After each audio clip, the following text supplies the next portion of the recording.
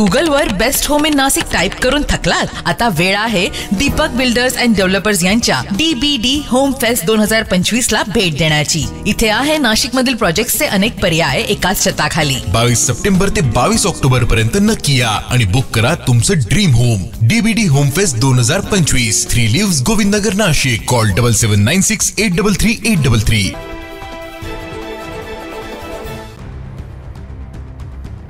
सध्याच्या निवडणूक प्रक्रियेबाबत निर्माण झालेल्या शंकांवर चर्चा करण्यासाठी सर्वपक्षीय शिष्टमंडळ आज राज्याचे मुख्य निवडणूक अधिकारी चोकलिंगम यांची भेट घेणार आहे। या शिष्टमंडळात राष्ट्रवादी काँग्रेसचे अध्यक्ष शरद पवार, शिवसेना पक्षप्रमुख उद्धव ठाकरे, काँग्रेसचे माजी मंत्री बाळासाहेब थोरात, मनसे अध्यक्ष राज ठाकरे हे आज निवडणूक अधिकारी चोकलिंगम यांची मंत्रालयाच्या 7व्या मजल्यावर भेट घेणार आहे। भेटीसाठी महाविकास आघाडीचे मुख्य नेते मंत्रालयात पोहोचलेत।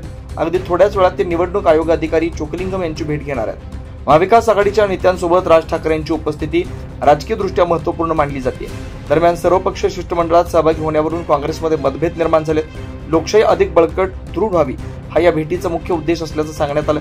मुंबई महानगरपालिकेसह राज्यातील सर्व महानगरपालिका, नगरपालिका, जिल्हा परिषदा, पंचायतीच्या निवडणुका लवकर जाहीर होतील। या निवडणुकांच्या यंत्रणा आणि प्रक्रियेवर कोणताही संशय राहू नये।